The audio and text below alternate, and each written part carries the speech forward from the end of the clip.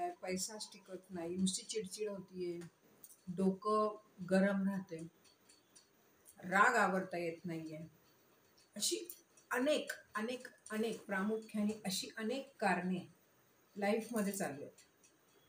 तगमग होतीये जीवाची, उगाचच घालमेल होतीये, कधीतरी कुणाशी बोलावंसंच वाटत नाहीये, एकटं राहावंसं वाटतं, आणि जर बोलणं झालंच तर वाद होतात, नॉर्मल चर्चा होतच नाही, डायरेक्ट वाद होतात. असे अनेक अनेक अनेक संकटांना बरेच जण तोंड देत आहेत.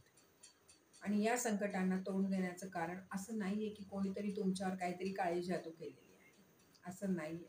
आजच्या धकाधकीच्या जीवनामध्ये आहे ना, जसं आयुष्य रेटतायत ना, प्रत्येकजण आयुष्य रेटतंय ना, त्या आयुष्याला कुठेतरी आहे ना एक पूर्ण विरामच मिळत नाहीये. कारण प्रत्येकाला एका घरामध्ये राहणाऱ्याला प्रत्येकाला वाटतं ह्या घरासाठी मीच एकट्याने काहीतरी केले किंवा मीच एकटीने बरंच काही केले, समोरचा काहीच करत नाहीये किंवा तुम्हाला समजूनच घेत नाहीये, किंवा कोणीतरी आमच्यावर काहीतरी केलेलंच आहे, बरोबर. तर ह्या ज्या गोष्टी आहेत ना, ह्या गोष्टींचा ना ऍक्च्युली पडताळा केला पाहिजे की खरं काय. पडताळणी केल्यावर लक्षात येईल ना तुम्हाला. आणि जर तुमचं बोलण्याचं किंवा जे काही तुमच्या चर्चेचं रूपांतर भांडणामध्ये होत असेल, तर मुळात तोही विचार केला पाहिजे की असं का होतंय, नेमकं कुठे चुकतंय आणि काय महत्वाचं आहे. वाद घालणं महत्वाचं आहे की शांतता राखणं महत्वाचं आहे, समंजसपणा दाखवणं महत्वाचं आहे की घराला अशांत करणं महत्वाचं आहे. कशाला महत्व देताय तुम्ही तुमच्या आयुष्यामध्ये, तुमच्या जीवनामध्ये काय महत्वाचं आहे. कारण लाईफमध्ये तर बरेच चढ उतार प्रत्येकाच्या आहेत, पण लाईफ कोणाचं आहे. लाईफ आपलं लाईफ आहे आणि आपल्या लाईफला आपणच काय करतो, आपल्या लाईफचा बाजार आपणच करतो. आपली कामं होत नाहीत, आपला पैसा टिकत नाही, आपलं नातं खराब झालेलं आहे, आपली मुलं आपलं ऐकत नाहीत. ह्या सगळ्या गोष्टींचं जो निचोड आहे तो नेमका काय. खूप सुंदर असा विषय आजचा होणार आहे आपला. तर मंडळी, मिस्टिकल एरा या माझ्या चॅनलमध्ये माझ्या सर्व लाडक्या व्ह्यूअर्सचं अगदी मनापासून स्वागत आहे. व्हिडिओ शेवटपर्यंत पहा, कारण तितकाच तो गरजेचा आहे. व्हिडिओ शेवटपर्यंत पाहणं का गरजेचं आहे ना, हे तुम्हाला शेवटी कळणार आहे. तर हे जे मी स्टार्टिंगला जे सांगितलं ना की काय काय होतंय, काय काय लाईफमध्ये एक एक चालू आहे चढ उतार, तर असं बरेच जणांच्या लाईफमध्ये चालू असेल, बरोबर. सांगायचं म्हणजे मी पण एकेकाळी फार रागीट होते, प्रचंड रागीट होते. म्हणजे इतका राग होता ना मला की माझ्या घरच्या लोकांना माहिती आहे मी किती रागीट होते ते, कारण रागाची परिसीमाच नव्हती. पण नंतर नंतर मला कळलं की नेमकं काय. जी लोक ना अध्यात्मात असतात, जी लोक कुणाच्या सेवेमध्ये असतात ना, तर हळूहळू ना ती त्या गुरूंच्या सानिध्यामध्ये म्हणा किंवा राहून राहून शांत होतात. आणि काही जण काय करतात, जेव्हा उपासनेला बसतात ना, साधनेला बसतात ना, तर ते चुकीच्या वेळेला बसतात, त्यामुळेही तो तापटपणा वाढतो. कळलं. काही जणांचं काय होतं, चिडचिड का होते, काहींना वेळच पुरत नाही काम करायला म्हणून त्यांची चिडचिड होते. काहींची चिडचिड होते की नवरा माझा ऐकत नाही, नवऱ्याला वाटतं बायको माझा ऐकत नाही, मुलं माझं ऐकत नाही, घरातले माझं ऐकत नाहीत, ऑफिसमध्ये कोणी ऐकत नाही म्हणून चिडचिड होते. तिसरा प्रकार काय असतो की कोणीतरी बाहेरच्या व्यक्तीने मला हे सांगितलंच नाही, म्हणजे मी महत्वाचीच नव्हते म्हणून पण चिडचिड वाढते. काही वेळेस माझा बर्थडेच विसरलात म्हणून चिडचिड वाढते. बघा मंडळी, म्हणजे काय आहे ना की आपण कुठल्या कुठल्या गोष्टीवर चिडू शकतो ना, ऍक्च्युअल मध्ये ना गरजेचं नसतं, पण आपण तरी चिडतो. कारण जे घडायचं ते घडणारच असतं. तुम्हाला समोरच्यानी महत्व दिलं पाहिजे असं जर वाटत असेल ना, तर मी हे सांगणार नाहीये की तुम्ही समंजस बना, मी हेही सांगणार नाहीये की ओढून ताडून स्वतःला महत्व घ्या. मी फक्त इतकंच सांगू इच्छिते की जर समोरचा तुम्हाला महत्व नसेल देत, तर असं समजा ना की काही गरज नाहीये त्याने तुम्हाला महत्व द्यायची. आणि का द्यावं.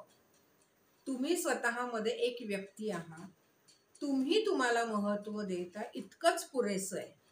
समोरच्याने महत्व दिलं पाहिजे, ओढून ताणून आपण ते उगाचच महत्व घेतलं पाहिजे, अटेन्शन फ्रीकर आपण व्हायलाच पाहिजे का नाही? नाही सांगितलं एखाद्याने, नाही काय फरक पडला? काहीच फरक नाही पडत हो या गोष्टींनी. बळजबरी कसली आहे नाही का? आयुष्य आपलं आहे, आपण सुखाने जगलं पाहिजे. आपल्या आयुष्यासाठी आपण खुश राहिलं पाहिजे. आपली खुशी इतरांवर थोडी असणार आहे. आपलं आयुष्य आहे, आपल्याला खुश राहायचं आहे. इतका साधा नियम आहे. Life is simple, keep it simple. पण आपल्याला काय वाटतं, घरच्यांनी ऐकलं नाही, पोरांनी ऐकलं नाही, ऑफिसमध्ये ऐकलं नाही, मित्रमैत्रिणींनी ऐकलं नाही, मलाच महत्त्व दिलं नाही, मला हे विचारलंच नाही, आणि नंतर काय म्हणायचं, नाही नाही मला बाबा छोट्या छोट्या गोष्टींमध्ये आनंद मिळतो. अहो त्या छोट्या छोट्या गोष्टींनी तुम्ही दुःखी होताय, तुम्हाला आनंद कुठे मिळतोय? त्या छोट्या गोष्टी तुम्हाला जर दुःख देणार आहे तर ह्या छोट्या गोष्टी कामाच्याच काय? आणि पैसा टिकत नाहीये. का टिकत नाहीये पैसा? कारण एक तर अवाजवी खर्च, आणि दुसरं तुमच्याकडे पैसा आहे हे इतरांना सांगणं, आणि तिसरं बघा हे खूप महत्वाचं आहे जे मी आता सांगणार आहे, की तिसरं काय असू शकतं. तुम्हाला मुळातच माहित नसतं की तुम्ही कुठे खर्च करायला हवे आणि कुठे खर्च करू नये. सर्वात महत्वाचं ह्याच्यामध्ये असं आहे की रोज संध्याकाळी जेव्हा आपण घरामध्ये दिवा लावतो आणि त्यानंतर आपण बाहेर पडतो आणि पैसे खर्च करतो, अशा घरामध्ये पैसा टिकत नाही. दिवे लागणीनंतर पैसे खर्च करू नयेत. मला मान्य आहे खूप कामं असतात, बऱ्याच गोष्टी असतात. वेळ तेव्हाच मिळतो जेव्हा बाहेर आपण जाणार असतो. व्यवस्थित घरी आल्यानंतर फ्रेश होऊन जेव्हा आपण बाहेर पडतो, ऑफिसमधनं घरी आल्यावर बरं का, जेव्हा बाहेर पडतो तेव्हाच खर्च करू शकतो, हेही मला मान्य आहे. पण त्याचे काही नियम आहेत, ते नियम मात्र समजून घ्यायला पाहिजे. सर्वात प्रथम जेव्हा तुम्हाला संध्याकाळी बाहेर पडणं गरजेचं असतं ना, त्यावेळेस घरात दिवाबत्ती झाल्यावर देवाच्या पुढ्यात पहिले पैसे ठेवा आणि देवाला सांगावं की मला जाणं गरजेचं आहे, हा खर्च करणं गरजेचं आहे,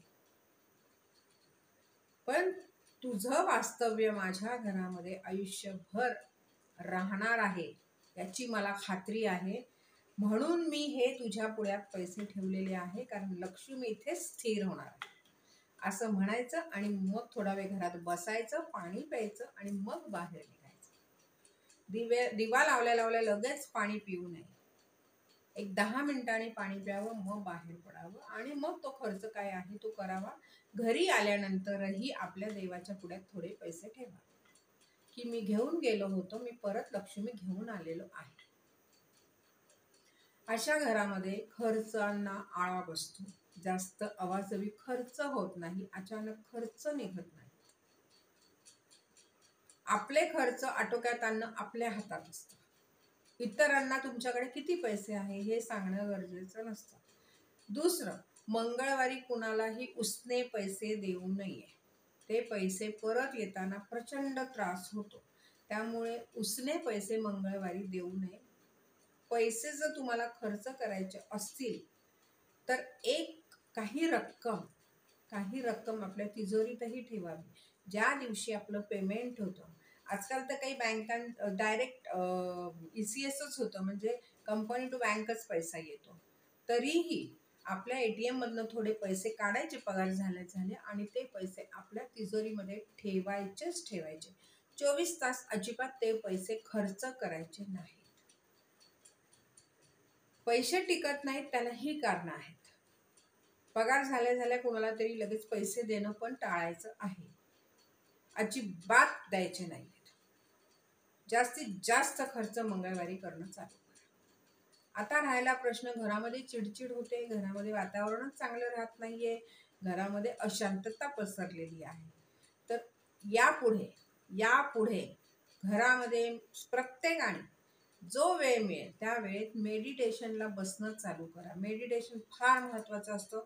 काही जणांना मेडिटेशन करणं जमत नाही, अशा लोकांनी सर्वात प्रथम त्राटक करणं चालू करा. दिव्याकडे डोळे उघडे ठेवून पाहत राहा, अजिबात तिथून हालायचं नाही. रोज करा त्राटक. हळूहळू तुम्हाला त्या त्राटकाची सवय झाल्यावर मन स्थिर होण्याची सवय होईल, आणि जेव्हा मन स्थिर होण्याची सवय होईल ना, तेव्हा तुम्हाला मेडिटेशन मध्ये बसण्यासाठी मेडिटेशनमध्ये जाण्यासाठी कोणीही रोखू शकत नाही. तुमचं मेडिटेशनला इतकी सुंदर हेल्प होईल आणि मेडिटेशन छान व्हायला लागेल. त्यामुळे सुरुवात त्राटकाने करा. बाकी मेडिटेशन ज्याला जमतं त्याने रोज 10 मिनिटं मेडिटेशनला बसावं आणि आपल्या मनाला समजवावं. आपल्या मनाला समजवायचं की माझा राग पूर्णपणे गेलेला आहे, माझा राग पूर्णपणे गेलेला आहे, मी फार समाधानी आहे. आणि ते व्हिज्युअलाइज करायला लागा आपल्या नजरेसमोर. आणि चर्चेनंतर भांडण उद्भवतं अशा वेळेस आहे ना, अशाच व्यक्तीबरोबर मुद्दाम बसून आर्ग्युमेंट ऐवजी डिस्कशन्स चालू करा. डिस्कशन्सनी तुम्हाला खूप हेल्प होणार आहे. डिस्कशन्स केल्यानंतर तुम्हाला कळेल की त्रुटी कुठे आहे, कसं वागलं पाहिजे, नेमकं काय केलं पाहिजे, कुठे कमी पडत होतो. नातं महत्वाचं असतं, घर महत्वाचं असतं, घराची शांतता महत्वाची असते. मुळात होतंय काय माहिती का, आत्ताच्या लाईफमध्ये ना काय झाले माहिती का, लोकांचं ते जगणंच उशिरा चालू केले. प्रत्येकाने जगणं उशिरा चालू केलेलं आहे. त्याच्यामुळे अशी तगमग आहे ना की हे करायचंय, हे करायचंय, हे करायचंय, ही तगमग आहे. करा ना, सगळंच करा हो, पण प्रत्येक गोष्टीचा एक वेळ असतो. आपल्याला मनुष्य म्हणून जो देवाने जन्म दिलेला आहे ना, तर त्या जन्माचं सार्थक करा. विचार करा की माझा हा जन्म आहे, पुढचा जन्म आहे की नाही मला माहित नाही, पण माझा जो हा जन्म आहे हा मला मस्त घालवायचा आहे. मग त्याच्यासाठी काय केलं पाहिजे, आयुष्य मस्त रेखाटलं पाहिजे, खुश राहण्याचे प्रयत्न केले पाहिजे, शांत राहण्याचे प्रयत्न केले पाहिजे. कारण इच्छा तिथे मार्ग. जिथे तुमच्या मनामध्ये ही इच्छा जागी होईल की मी सुखी आहे, मी मस्त राहणार आहे, ही जेव्हा इच्छा चालू होईल ना, तेव्हा पहा तुम्ही मार्ग समोरून येते. आणि घराचं अशांतता करायची गरज नाहीये. मुलं ऐकत नसतील तर त्यांनाही घेऊन बसा, त्यांनाही समजवा. का नाही ऐकणार. शेवटी तेही कुठेतरी तुमचीच मुलं आहेत. तुमचं नाही ऐकणार तर कुणाचं ऐकणार ते. घरामध्ये ना शांती प्रस्थापित करण्यासाठी चर्चा होणं गरजेचं आहे, डिस्कशन्स होणं गरजेचं आहे. हमरी तुमरी गरजेची नाहीच आहे मुळात. आणि ज्या घरामध्ये हमरी तुमरी होते ना, तिथे पैसा असाच टिकत नाही. पैसा टिकायला मार्गच उरत नाही. कारण लक्ष्मी अशा ठिकाणी राहतच नाही जिथे या पद्धतीने असं सतत काम चाव चालू असतं, सतत शिव्या गाळी सतत ते चालू असतं. त्याच्यामुळे अशा ठिकाणी लक्ष्मी स्वतःच राहत नाही, ती कायम घर सोडते. तर मंडळी एक लक्षात ठेवा, हे इतके सगळे या गोष्टी आहेत, छोट्या छोट्या गोष्टी आहेत, कळलं, पण त्याचं किती मोठं काय काय परिणाम घडतात बघा तुम्ही. आयुष्यामध्ये शांत राहणं सोपा मार्ग आहे, पण तेच कटकटी करून राहणं, रागात राहणं, स्वतःला आजार लावून घेणं, त्याच्यात राहणं, हे फार घातक आहे. स्वतःला ना हिलिंग द्यायला शिकायचं तुम्हाला. आता मी जो म्हटलं ना तुम्हाला शेवटी कळेल मी काय सांगणार आहे. तुम्ही साधं पाणी पण पित असाल ना,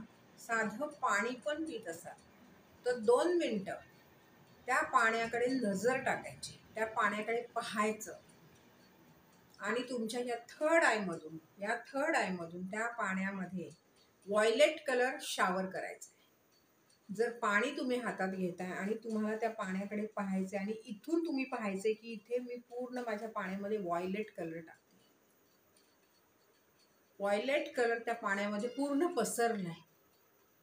ते पाणी तुम्हाला प्यायल्यानंतर तुमचा ऑरा, तुमची चक्र, तुमचं शरीर याला हील करेल. पूर्ण हिलिंग प्रोसेसमध्ये ते पाणी तुम्हाला ठेवेल, फुल हील करत राहील. आणि ज्यांना शक्य आहे ना त्यांनी ॲमेथिस्ट या क्रिस्टलचं ब्रेसलेट वापरावं.